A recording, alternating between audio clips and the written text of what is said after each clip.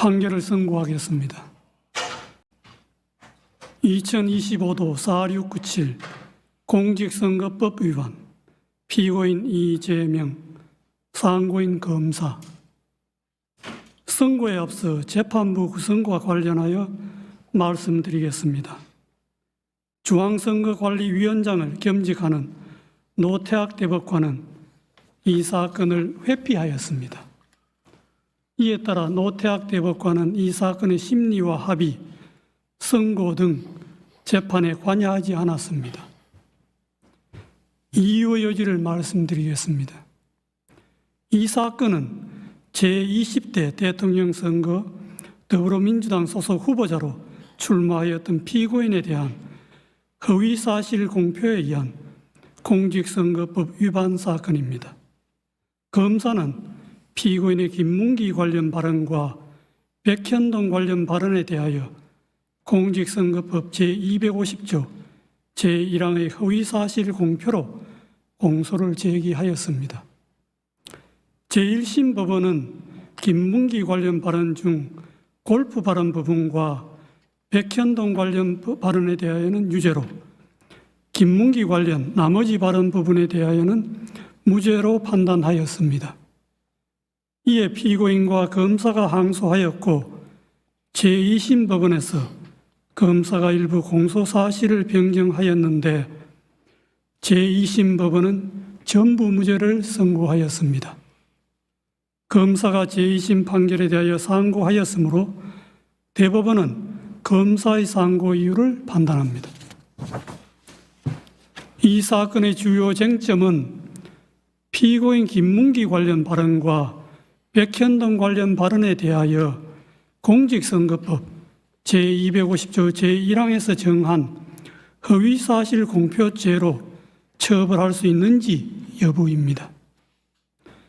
공직선거법 제250조 제1항은 선거에 당선될 목적으로 연설방송 기타의 방법으로 후보자에게 유리하도록 후보자의 행위 등에 관하여 허위의 사실을 공표한 경우에 처벌하도록 규정하고 있습니다. 여기서 허위의 사실은 진실에 부합하지 않는 사항으로서 선거인으로 하여금 후보자에 대한 정확한 판단을 그르치게 할 수 있을 정도로 구체성을 가진 것이면 충분합니다. 허위의 사실을 공표한 것인지는 표현의 객관적 내용과 전체 취지, 사용된 어휘의 통상적인 의미, 문구 연결 방법 등을 종합적으로 고려하여 그 표현이 선거인에게 주는 전체적인 인상을 기준으로 판단하여야 합니다. 피고인에 대한 공소 사실을 나누어 차례로 살펴보겠습니다. 먼저 김문기 관련 발언 중 골프 발언 부분을 제외한 나머지 부분에 대하여 봅니다. 제2심은 이 부분은 피고인의 인식에 관한 발언일 뿐 행위에 관한 발언이라고 할 수 없거나 독자적인 의미를 가지는 발언 또는 허위의 발언이라고 할 수 없다는 등의 이유로 무죄로 판단하였습니다. 제2심의 이 부분 판단은 수긍할 수 있습니다. 다음으로 김문기 관련 발언 중 골프 발언 부분에 대하여 봅니다. 피고인이 더불어민주당 대통령 선거 후보자로 선출될 무렵을 전후하여 대장동 도시개발 사업 특혜 의혹이 확산되고 그 실무 책임자인 김문기와 피고인 간의 관계가 문제되었습니다. 그러던 중 피고인이 김문기 등과 함께 해외 출장을 가서 사진도 찍고 해외 출장 중에 김문기와 함께 골프를 쳤다는 취지의 의혹이 제기되었습니다. 이에 피고인은 방송 프로그램에 출연하여 김문기와 함께 해외 출장을 가서 얼굴은 봤겠지만 하위직 실무자이어서 기억나지 않는다는 취지로 발언하고 골프 동반 의혹에 대하여 해명하면서 다음과 같이 발언하였습니다. 그리고 국민의힘에서 4명 사진을 찍어가지고 마치 제가 골프를 친 것처럼 사진을 공개했던데 제가 확인을 해보니까 전체 우리 일행 단체 사진 중의 일부를 떼내가지고 이렇게 보여줬더군요. 조작한 거지요. 라는 발언입니다. 검사는 제2심에서 공소장 변경을 통하여 골프 발언에 관한 공소사실이 피고인이 김문기를 알았는지 인식이 아닌 골프 동반의 교유 행위에 관한 허위사실 공표임을 분명히 적시하였습니다. 피고인과 김문기의 골프 동반 행위는 당시 유동규를 포함하여 3인이 장시간 함께한 사교적 교유 행위인 점에 비추어 볼 때 피고인과 김문기 간의 관계에 대한 의혹과 관련하여 선고인의 판단에 영향을 주는 독자적 사실로서 주요한 사실이지 인식에 대한 보조적 논거에 불과하다고 볼 수 없습니다. 원심은 공소사실의 대상을 오해하고 법리를 오해하였습니다. 그리고 골프 발언은 문장의 내용과 구조, 사용된 어휘, 전체 취지 등에 비추어 마치 피고인이 골프를 친 것처럼 단체 사진 중의 일부인 사명 부분만을 떼어내어 보여준 것이다. 피고인이 골프를 친 것처럼 조작한 것이다. 는 의미로 해석됩니다. 피고인과 김문기의 골프 동반은 해외 출장 중의 일인데 피고인은 김문기와 해외 출장 동행 자체는 인정하고 있었습니다. 김문기를 하위직에서 몰랐다는 피고인의 발언과 함께 이 골프 발언을 듣는 일반 선거인으로서는 피고인이 김문기와 해외 출장은 같이 갔지만 피고인이 김문기와 함께 간 해외 출장 기간 중에 김문기와 골프를 치지는 않았다는 의미로 자연스럽게 받아들이게 됩니다.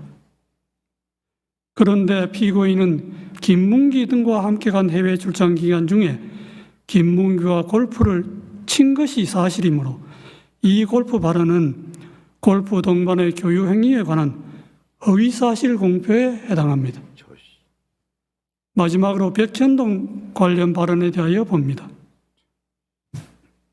피고인은 더불어민주당 대통령 선거 후보자로 선출된 무렵을 전후하여 정치권이나 언론 등으로부터 성남시장 재직 때 추진한 백현동 개발 사업과 관련하여 민간업자에게 특혜를 주었다는 의혹을 받고 있었습니다.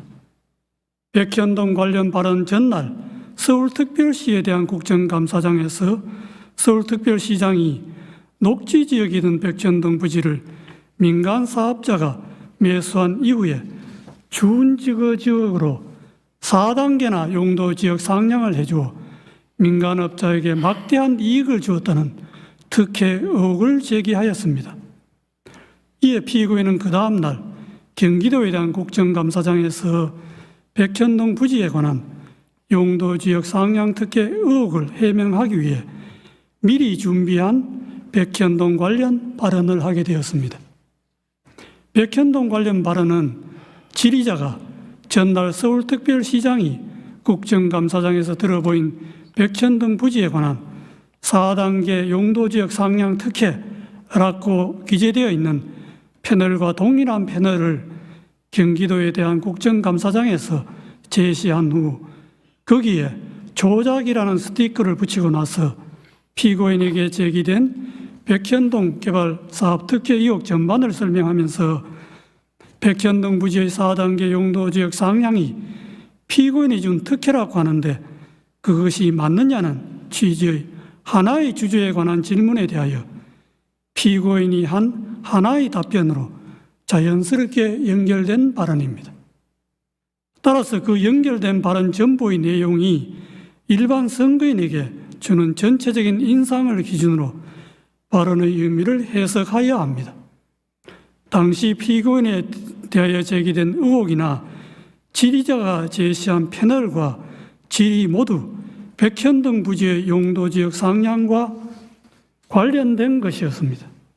백현동 관련 발언을 접하는 일반 선거인의 관심도 백현동 부지에 집중되어 있었습니다.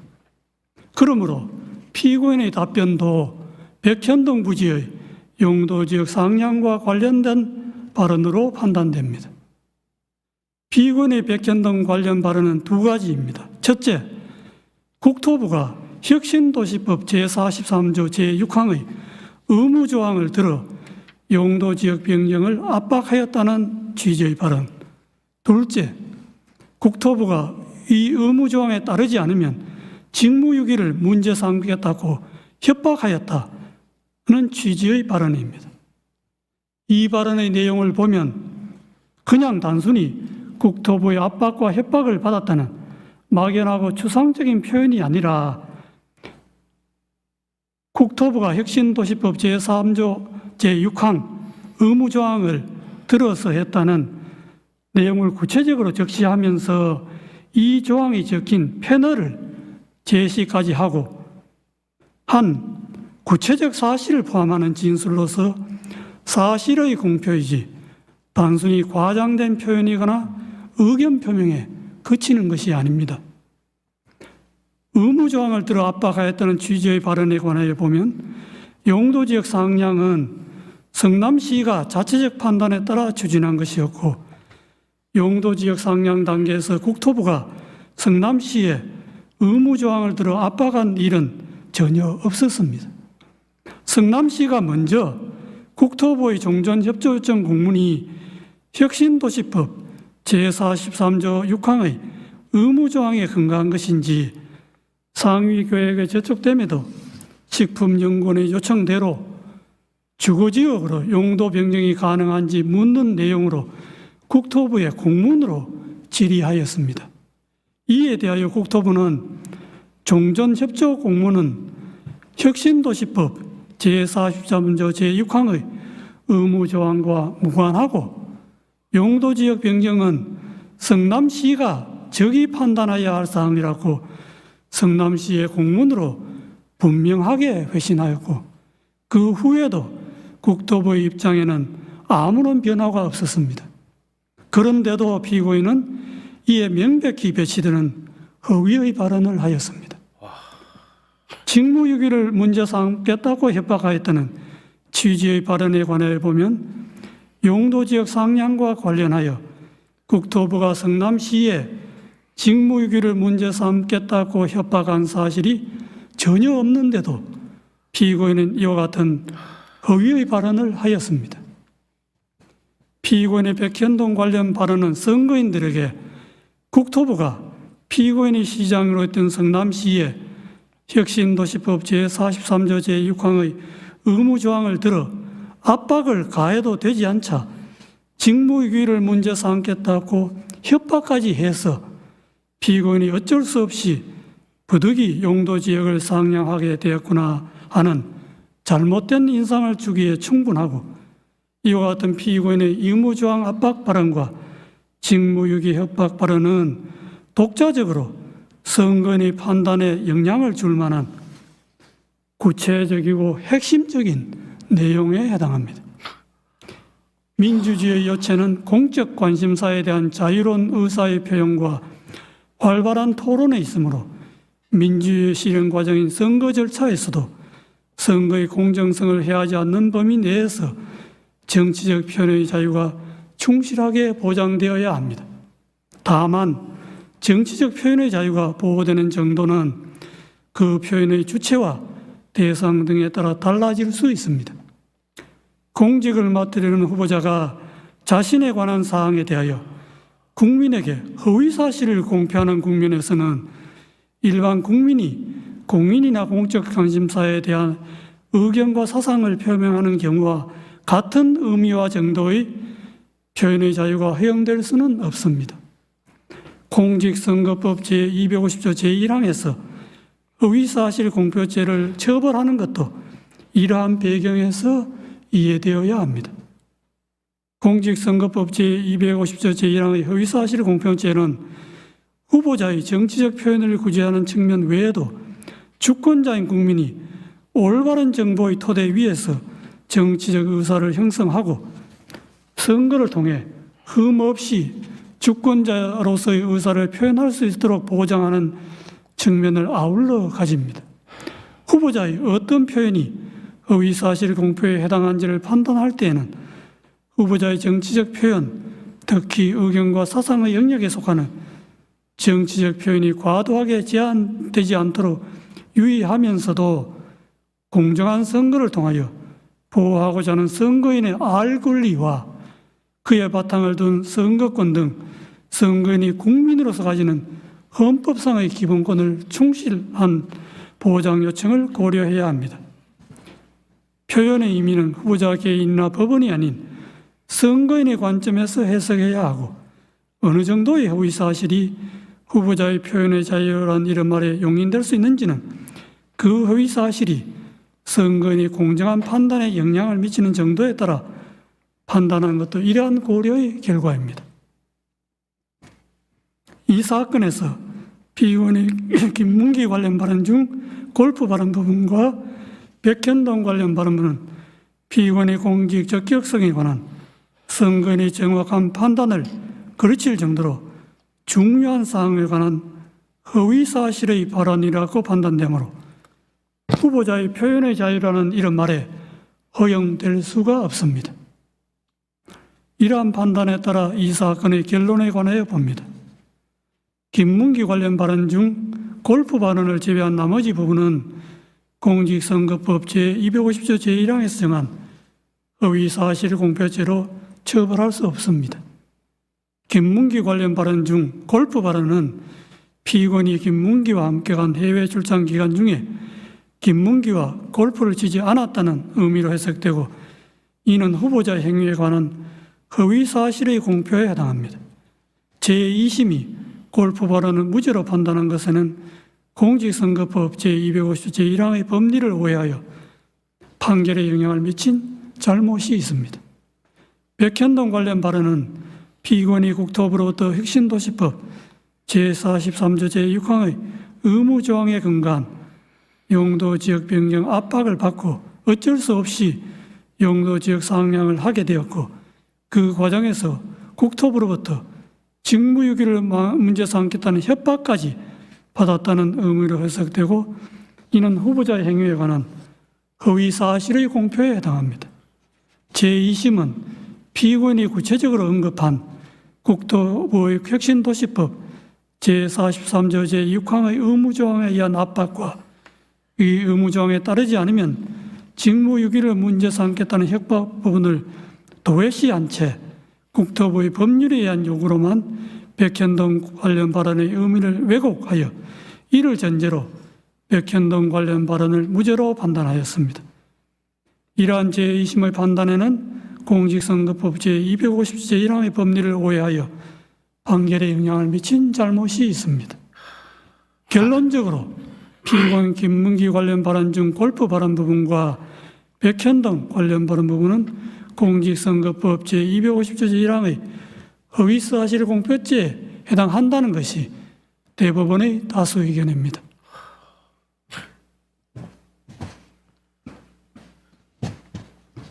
이상의 다수 의견에 대하여는 대법관 이흥구, 대법관 오경무의 반대 의견과 다수 의견에 대한 대법관 서경환, 대법관 신숙희, 대법관 박영재, 대법관 이수견, 대법관 마용주의 보충 의견 및 반대 의견에 대한 대법관 이흥구의 보충 의견이 있습니다.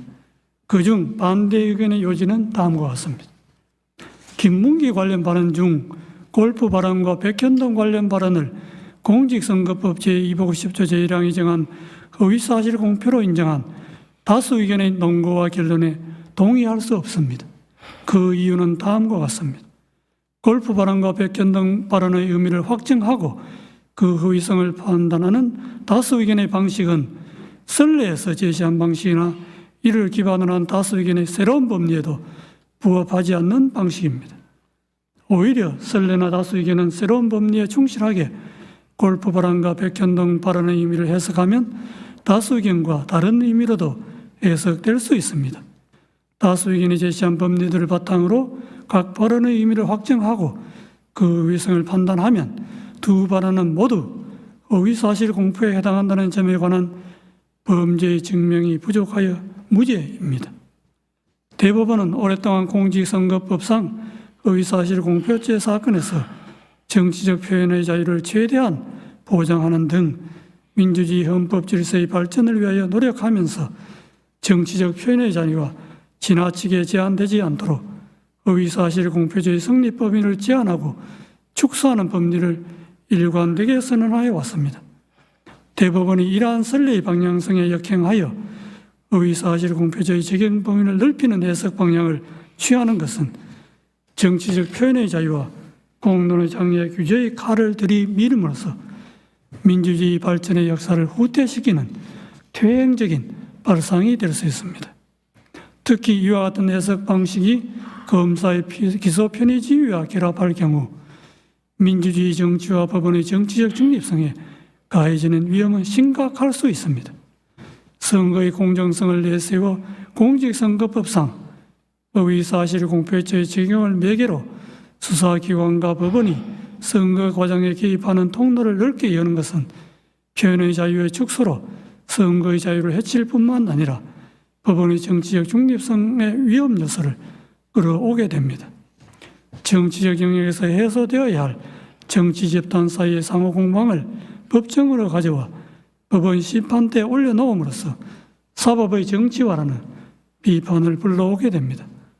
정치적 표현의 자유를 확장해온 선례의 태도는 법원의 정치적 중립성을 지켜주는 울타리이기도 하므로 존중되어야 마땅합니다. 먼저 김문기 관련 발언 중 골프 발언에 관하여 봅니다. 골프 발언은 궁극적으로 과거 6, 7년 전에 있었던 발언자의 행위나 교육관계에 관한 기억을 주제로 한 발언에 불과하고 국민의힘에서 공개한 사진이 조작되었다는 다른 의미로 해석될 여지가 큼에도 다른 합리적 해석의 가능성을 배제한 채 공소사실에 부합하는 취지로만 해석하는 다수 의견은 정치적 표현의 자유와 선거운동의 자유의 헌법적 의의와 중요성을 충분히 고려하지 않은 결과로서 재형법정주의나 의심스러울 때는 피의원에게 유리하게라는 형사법의 기본 원칙에도 반합니다. 다음으로 백현동 발언에 관하여 봅니다. 백현동 발언은 전체적으로 의견 표명에 해당하고 세부 사항에서 진실과 약간 차이가 있거나 다소 과장된 표현이 있다 하더라도 이를 허위의 사실이라고 볼 수 없습니다. 국토부가 이 사건 의무조항 등 법률적 근거를 바탕으로 성남시에 여러 차례에 걸쳐 용도 지역 변경 등 관련한 요구를 한 사실이 있고 국토부의 그러한 행위는 중앙정부와 지방정부 사이에 발생한 정책 조율 과정이며 이는 지방정부의 최종적인 용도 지역 변경 결정에 여러모로 영향을 미치는 것이 분명하므로 용도 지역 변경 행위의 원인으로 이 사건 의무 조항을 지적한 부분이 허위라고 단정할 수 없습니다. 백현동 발언은 피의원의 지방자치단체장으로서 공공성 강화를 위한 정책을 실행한 과정에 대하여 정치적으로 공격을 받고 있는 상황에서 자신이 추진한 정책의 합리성, 정당성을 강조하거나 자신을 방어하는 과정에서 나오게 된 것입니다. 이는 전체적으로 볼 때 피의원이 국회에서 과거 실행한 정책의 배경과 공과를 설명하면서 피의원의 용도지역 변경 행위의 원인이 근본적으로 국토부의 요구에 있으므로 그 정치적 책임이 국토부에 있다는 것을 강조한 언급으로서 의견 표명에 해당하므로 허위사실 공표죄를 구성하는 허위사실이라고 볼 수 없습니다. 따라서 김문기 관련 발언 중 골프 발언과 백현동 발언 부분은 허위사실 공표죄로 처벌할 수 없다는 것이 반대 의견의 요지입니다.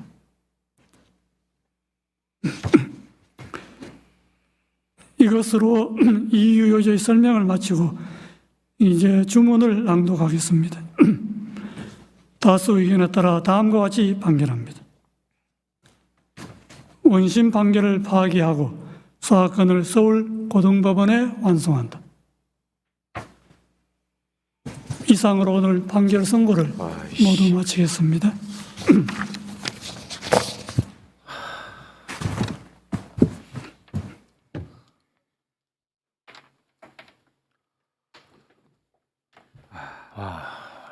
이건 사법 쿠데타 아닙니까? 이거는 진짜 이거 황당한.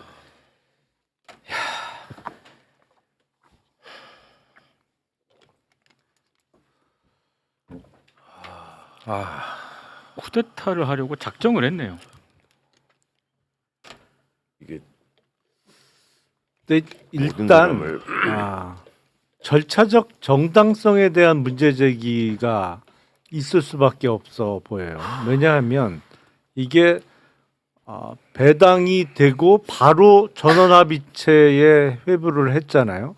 그리고 회부하는 날 한 번 심리를 하고 다음 날 2번 했단 말이에요. 근데 통상 한 달에 한 번 이루어지는 전원합의체의 심리를 이틀 만에 2번을 한 거잖아요.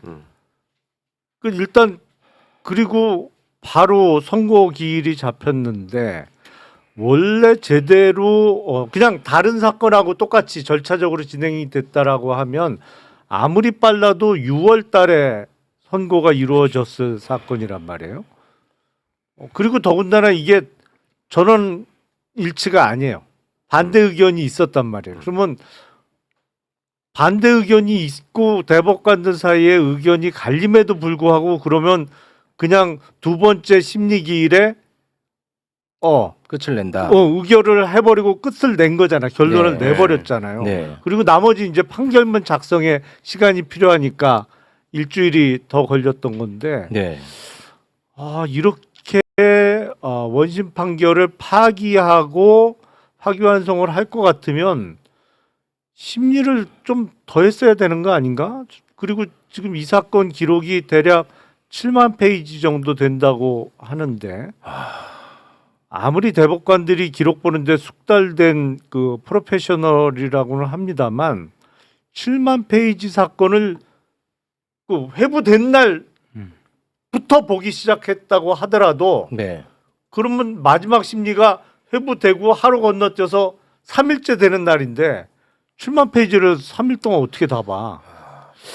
이거는 대법원이 이건 절차적 정당성에 대해서 계속 문제 제기가 될 수밖에 없는 사건인데요. 이거는 그 명백한 정치 판결이고요. 지금 말씀 주신 것처럼 사실은 저는 대법원의 상고가 올라오기 전 또는 올라온 직후부터 기록을 열람했다고 봅니다. 물리적으로 불가능하거든요. 네. 그렇죠. 소부에 배당되기 전에 자기가 이 담당 대법관이 될지도 모르는 상황에서 네. 미리 기록을 열람하고 의견들을 형성해 나갔다. 저는 이건 중대한 이 사법권의 침해라고 보거든요. 아예.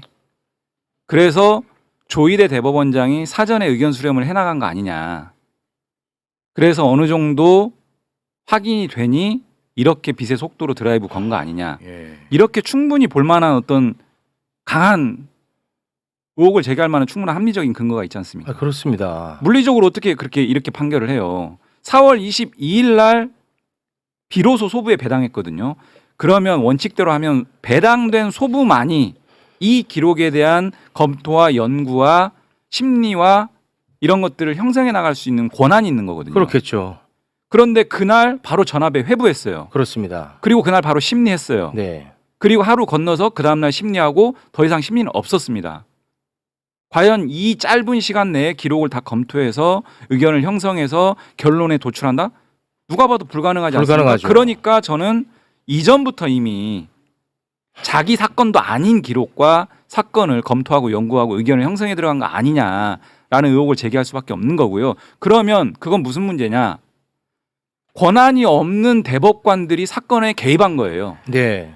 이걸 어떻게 이해합니까? 그리고 두 번째는 왜 제가 정치 판결이라고 규정하냐면 조희대 대법원장이 그렇게 얘기했던 633 원칙에 따르더라도 6월 26일입니다.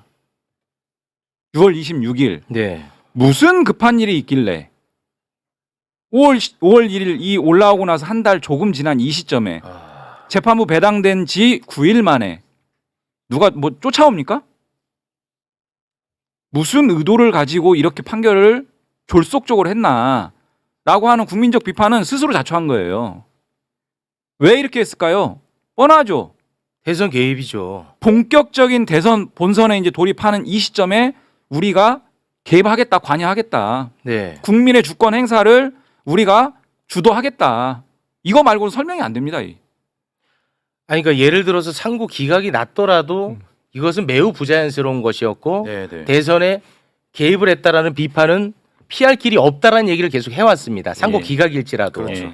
그러나 이번에는 파기환송이란 말이죠. 말씀하신 것처럼 이미 답을 정해놓고 정해진 대로 움직였다라는 정황이 너무 많은 거죠. 이거는 그러면 대선 개입이에요. 사법 쿠데타입니다. 예. 강한 의혹 제기가 그냥 뭐 음모 정도 수준이 아니고 이거 누가 설명해요? 대법관 저는 조희대 대법원장한테 직접 묻고 싶어요. 과연 정말 4월 22일 날부터 전원합의체 회부한 날부터 기록 보고 검토하고 심리에 들어갔냐? 묻고 싶습니다. 저는 진짜. 이게 연구관들이 기록을 검토해서 보고서를 작성하고 그걸 돌려보기에도 부족한 시간이에요. 전적으로 이거 말이 안 되는 지금 시간 진행이 있었고 이제 더 걱정해야 하는 것은 지금 파기환송을 오늘 지금 선고했다는 거의 문제가 아니라 이자들이 지금 이런 식으로 하기 시작하면 대선 전에 지금 항소심 결론을 내라고 독촉을 안 한다는 보장이 없어요. 그렇습니다. 그것도 또 이제 그 안에 뭔가를 저지르고 설사 그걸 넘어간다고 하더라도 형사 불소추 특권에 대한 해석을 계속 대통령 재임 중에도 계속된 사건에 대해서는 그냥 할 수 있다라는 식으로 해서 대통령의 명주를 쥐겠다 손에 네. 뭐 이런 점까지 지금 염두에 두지 않고서는 이게 할 수 없는 짓을 지금 감행했거든요. 네. 이게 너무나 지금 황당한. 이거 어떤 사람도 지금 이 시기에 이런 식의 무모한 판결을 할 거라고 예상을 못했는데. 국민의 시간이고 주권 행사의 시간에 사법부가 정면으로 뛰어든 거예요. 당연하죠. 의도와 편향성을 가지고 뛰어든 거고요. 저는 파기환송심에서 지금 이게 오늘 전원합의체 판결이요. 지난번 2020년 이재명 당시 대표 이재명 도지사의 전원합의체 선고가 또 하나 있었지 않습니까? 네. 그 판결 법리도 뒤집은 겁니다. 네. 뒤집은 거예요. 그 20년 대법원 전원합의체 판결 법리도 뒤집어 가면서 이렇게 졸속적으로 설명할 수 있는 이유는 딱 하나예요. 우리가 정치에 뛰어들겠다. 이걸 선언한 겁니다. 그래서 파기환송심에서 분명하게 이런 부분들 다퉈 나가야 되고요. 저는 이런 대법원이라면 불소추 특권에 대해서도 다시 제3고심에 이루어졌을 때 정말 우려스러운 판단할 수 있다. 충분히. 그렇기 때문에 이제는 저는 형사소송법 개정으로 가야 된다고 봅니다. 형사소송법 조항에 보면 그 공판 절차를 정지하는 조항이 있습니다. 그 공판 절차 정지 사유들이 있는데요. 이 사유를 추가하는 방식. 그러니까 이거는 위헌이 전혀 아닙니다. 헌법에 규정된 불소추 특권의 내용을 좀 더 명확하게 하자라는 측면에서의 법 개정이기 때문에 위헌이 전혀 아니고 대법원에 맡겨둘 일이 아니다. 이런 생각까지 들고요. 판결의 내용에 대해서는 정면으로 우리 이 지금까지 절차 진행 내용적 부분 강하게 비판해야 된다고 봅니다. 저는.